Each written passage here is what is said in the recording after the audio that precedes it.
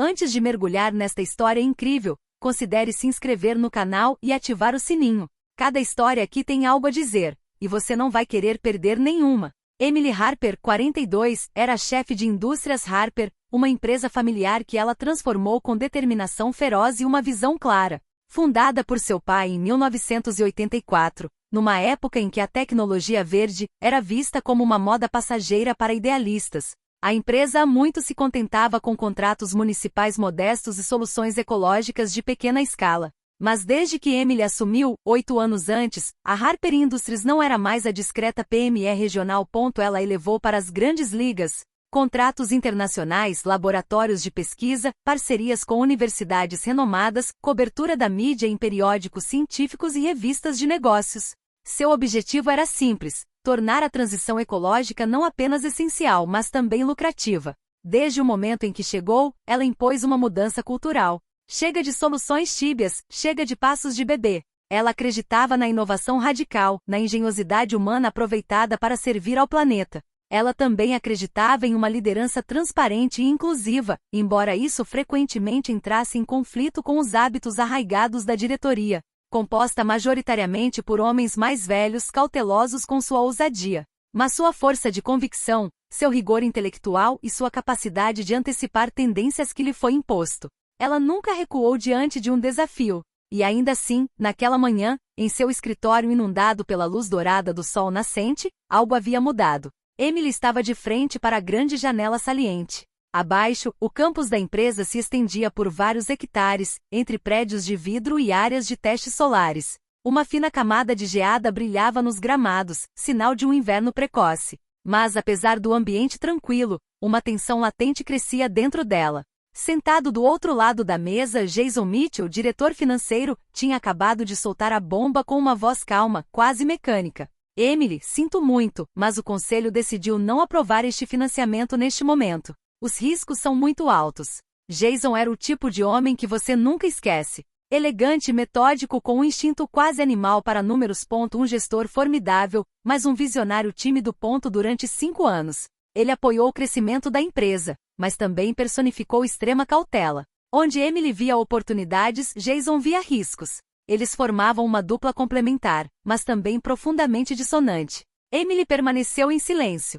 Ela fechou lentamente o arquivo à sua frente. Projeto Nova, codinome de um sistema energético revolucionário baseado em microreatores solares híbridos. Uma tecnologia desenvolvida em parceria com o MIT e que, segundo simulações, poderia abastecer uma cidade inteira com 70% mais eficiência do que os melhores sistemas existentes. Ela trabalhou durante meses nesta proposta. Reuniu os melhores engenheiros. Obteve uma subvenção governamental condicionada ao cofinanciamento privado. Ela se reuniu com investidores, convenceu parceiros, tudo trancado, exceto o medo. O medo daqueles que se recusaram a sonhar mais alto do que seus balanços. O conselho ou você? Ela perguntou lentamente sem olhar para ele. Jason mal se encolheu. Emily, você sabe que estou no conselho. Mas esta decisão é coletiva. Eles acham que as projeções são otimistas demais, que o mercado não está pronto para absorver esse tipo de disrupção. Ainda temos dívidas para estabilizar do último ciclo de investimentos. Eles querem consolidar antes de expandir. Quer dizer, estagnar? Ela interrompeu, com um sorriso amargo. Ela sentou-se novamente, apertando as mãos sobre a mesa. Seu olhar endureceu, aguçou-se. O olhar que ela reservava para negociações tensas, quando sentia que alguém tentava forçá-la a uma linha de raciocínio estreita. Jason, você sabe o que é esse projeto. Não é uma moda passageira. É o futuro. Se não fizermos, outros farão. E eles terão uma vantagem que não conseguiremos alcançar. Jason suspirou, inclinando-se ligeiramente para a frente. Você é brilhante, Emily. Ninguém nega isso. Mas você pensa como uma pioneira, nem sempre como uma CEO. Crescimento não basta, você precisa de segurança. Emily sentiu a raiva crescer. Não uma raiva intensa, não, uma chama fria de humilhação velada. Porque por trás de suas palavras educadas, Jason acabará de refletir para ela o que muitos outros a fizeram sentir, que como mulher e como visionária, ela era perturbadora. Que ela estava indo rápido demais, longe demais. Que sua ambição era assustadora. Ela se levantou. Obrigado pela transparência. Pode ir. Jason sentou-se surpreso. Perdão?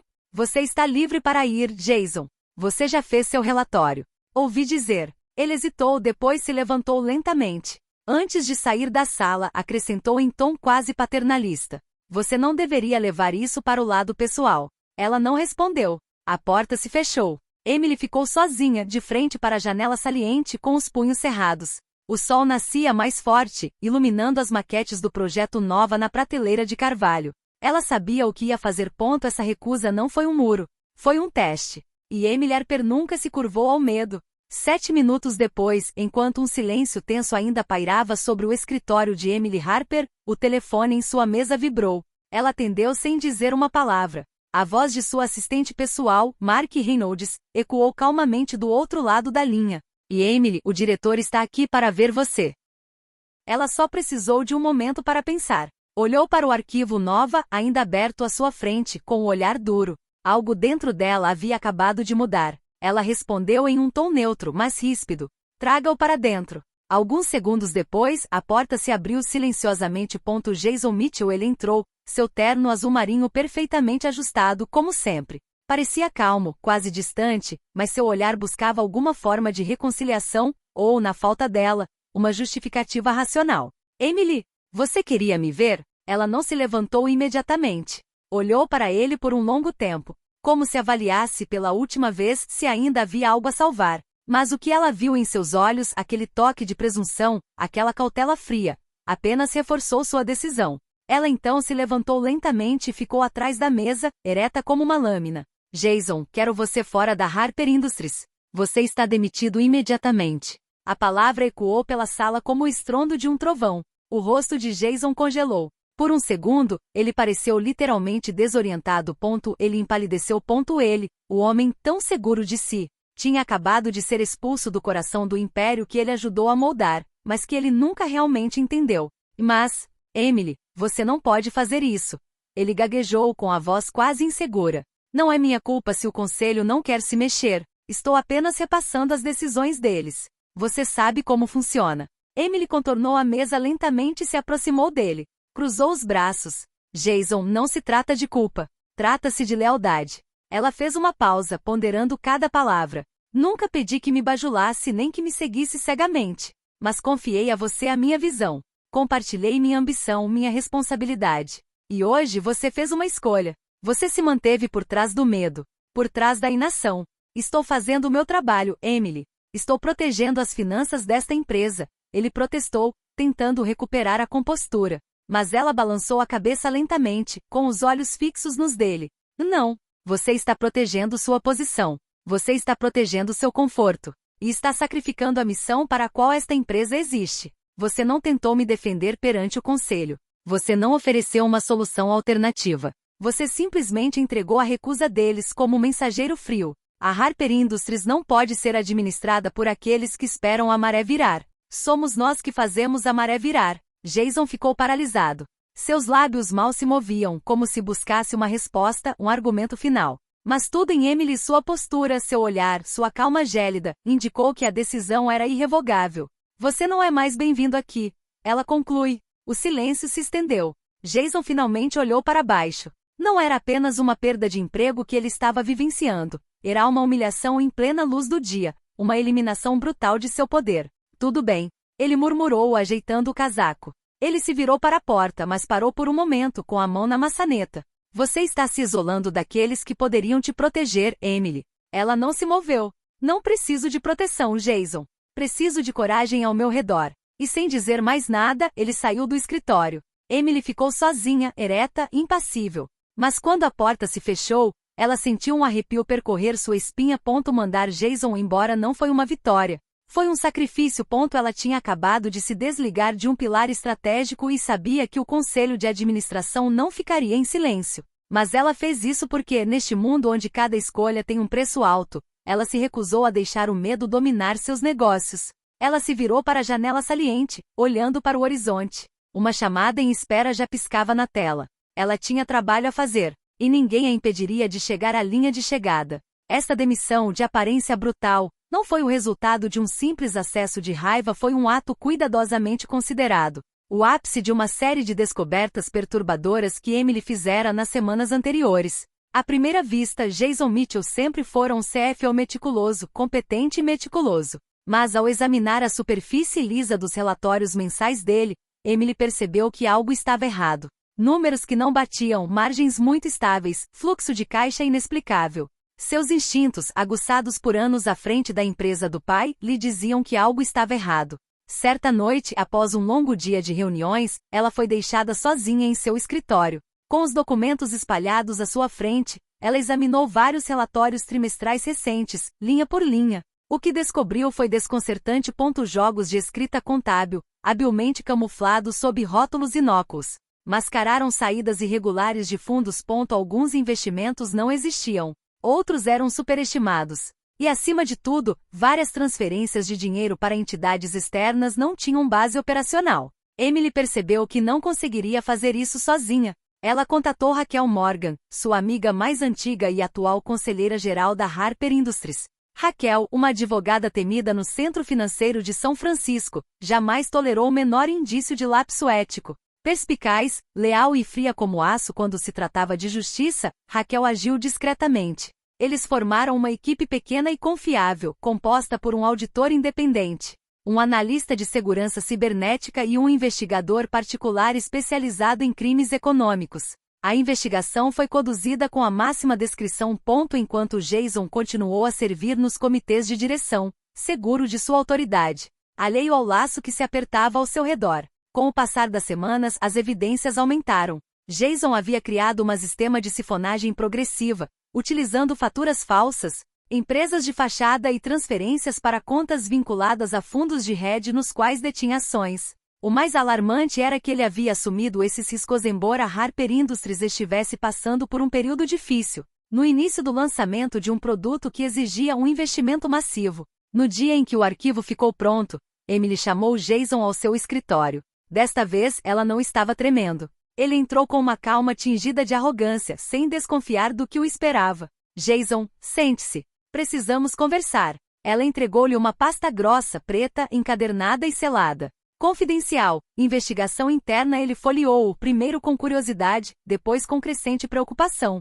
Suas feições se contraíram. Na quarta página, ele entendeu. Você não deveria ter ido tão longe, Emily. Podemos resolver isso. Esse tipo de coisa pode ser resolvido internamente. Para o bem da empresa, ele murmura. Mas ela permaneceu fria. O que você fez coloca as indústrias Harper em perigo. Não é apenas imoral, é criminoso. Você traiu a confiança que meu pai, eu e toda a equipe depositamos em você. Você vai destruir a imagem da empresa se abrir o capital. Acha que os investidores vão ficar? Quer mesmo seu nome associado a um escândalo financeiro? Emily se levantou, caminhou até a janela e então se virou lentamente. Meu nome será associado à verdade, Jason. Há uma empresa que se mantém firme, mesmo quando a tempestade chega. Ele tentou negociar novamente.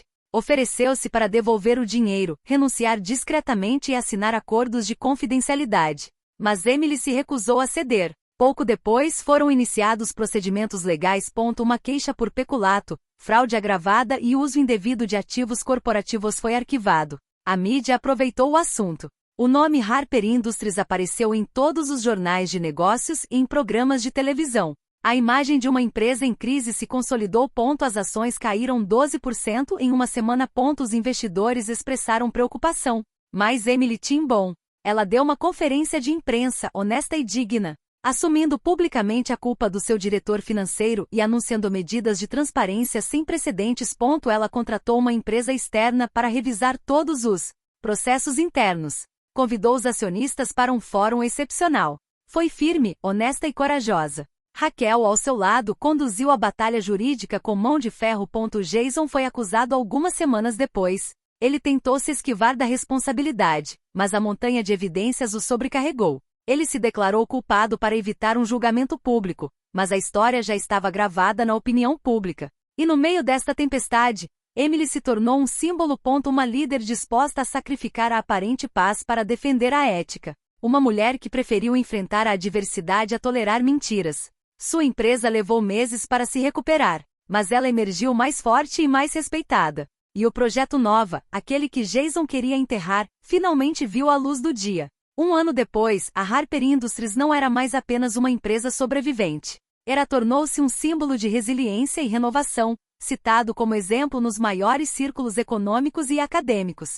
O escândalo que quase a derrubou passou a ser estudado nas escolas de negócios como uma lição de liderança, coragem e integridade. Emily Harper arriscou reconstruir tudo, não apenas as finanças, mas a própria cultura da empresa. Ela havia demitido sem concessões todos os executivos cúmplices ou passivos diante das irregularidades de Jason Mitchell. Ela havia lançado uma auditoria completa das estruturas internas, instituído uma política de transparência radical e criado um programa de mentoria para jovens talentos de origens desfavorecidas. A Harper Industries não era mais apenas uma empresa de tecnologia verde, agora era uma marca que carrega valores e visão. Ela também sabia cercar-se das pessoas certas. Raquel Morgan, que permanecerá sua fiel aliada, fora nomeada vice-presidente executiva. Juntas, negociaram diversas parcerias estratégicas com laboratórios europeus e startups californianas especializadas em nanomateriais e inteligência artificial, aplicada a energias renováveis. Entre esses projetos, o mais querido de Emily finalmente vira a luz do dia, o Projeto Nova. Nova não era apenas um produto. Era uma tecnologia disruptiva, uma solução híbrida que combina painéis solares de última geração, armazenamento inteligente e distribuição otimizada de energia limpa em nível doméstico. Em poucos meses, a Nova foi adotada em diversas cidades piloto nos Estados Unidos, depois na Escandinávia e no Japão. Os resultados foram surpreendentes: redução de 60% no consumo de energia convencional, pegada de carbono quase zero e autonomia energética incomparável. Emily apresentou o projeto na Fórum Mundial de Energia Verde em Copenhague, onde recebeu uma ovação de pé. Os críticos econômicos anticéticos agora a aclamavam como um pioneiro da transição energética do século XXI. Durante esse tempo, Jason Mitchell estava cumprindo uma pena de 6 anos em uma penitenciária federal de segurança média. Ele tentou obter liberdade condicional, alegando problemas de saúde e expressando vagos arrependimentos em uma carta ao juiz. Emily nunca respondeu. Ela não sentia ódio nem vingança, mas havia seguido em frente. Definitivamente. Naquela noite, em seu vasto escritório com paredes de vidro debruçada no último andar da nova sede no bairro de Hudson Yards, em Nova York, Emily contemplava o horizonte iluminado pelo sol poente. A luz dourada deslizava lentamente pelo piso de parquete, pelos arquivos priorizados e pelas plantas suspensas que ela mesma cuidava, em memória de sua mãe botânica. Seu olhar se perdeu por um instante no reflexo das torres de vidro, onde as sombras do dia se estendiam. 1 ano. Apenas 1 ano havia se passado desde o dia em que ela dissera a Jason: "Você não é mais bem-vindo aqui." Ela fechou os olhos por um instante. Essa lembrança voltava com frequência, não como uma ferida, mas como uma âncora. Essa escolha decisiva mudou o destino da empresa. Era uma aposta arriscada, que poderia ter custado o emprego, a reputação, o trabalho. Mas ela ouvirá seus instintos. Ela havia superado a podridão. Ela havia ousado. Diga não e então comece de novo. Ela pensou em seu pai, fundador da Harper Industries, que certa vez lhe disse: "A força de uma árvore é medida pela sua capacidade de se desfazer de seus galhos mortos." Hoje, ela finalmente entendeu o significado dessas palavras. Ela respirou fundo, levantou-se e acendeu o pequeno abajur de design em sua mesa. A noite caía e as luzes de Nova York tremeluziam como uma rede nervosa despertando. Uma mensagem brilhou em sua tela. Um consórcio europeu estava propondo uma aliança em torno de um projeto de bateria de hidrogênio, mais uma porta de entrada para o futuro. Emily sorriu, pegou seu tablet e iniciou uma chamada de vídeo. "Raquel, prepare-se. Estamos entrando em uma nova fase." Carro para Emily Harper, o futuro não era esperado. Ele estava sendo construído.